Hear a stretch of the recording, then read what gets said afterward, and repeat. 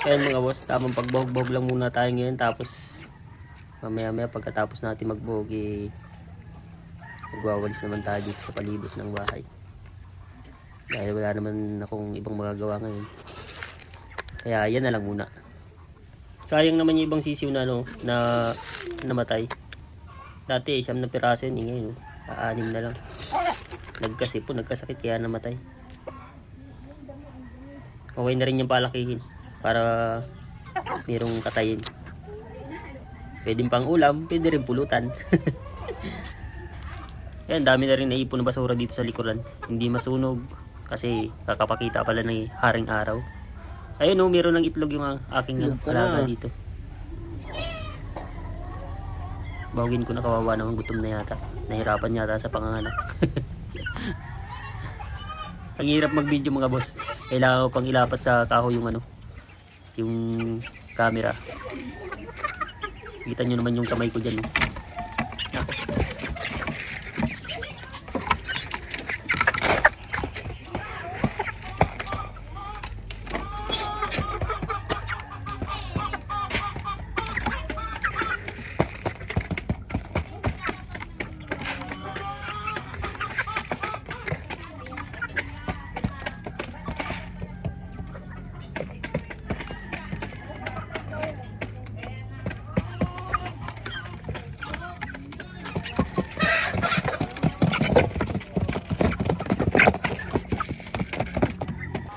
Tapos napansin ko mga boss yung isang itlog, parang may crack. Siguro gawa sa pangitlog or naapakan ng inahin. Kaya naman kinuha ko na yung mga boss. Pwede na rin yun pang ulam. Dahil mga boss wala naman ako ibang gagawin.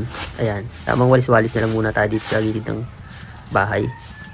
Napakarami na rin nahulog na dahon ng punong kahoy. Ang problema niya mga boss, ay nako, pagdakot, paano tayo nito, isang kamay lang ang gagamitin. Kaya stack lang muna dyan sa gilid-gilid.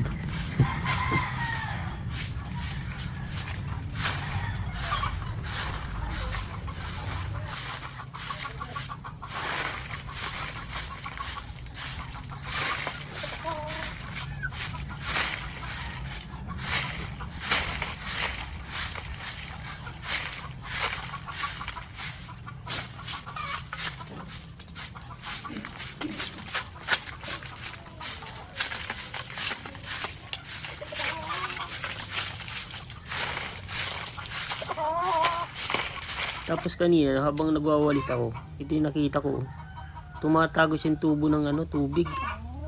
Kaya pala basa pa rin yung part na ito.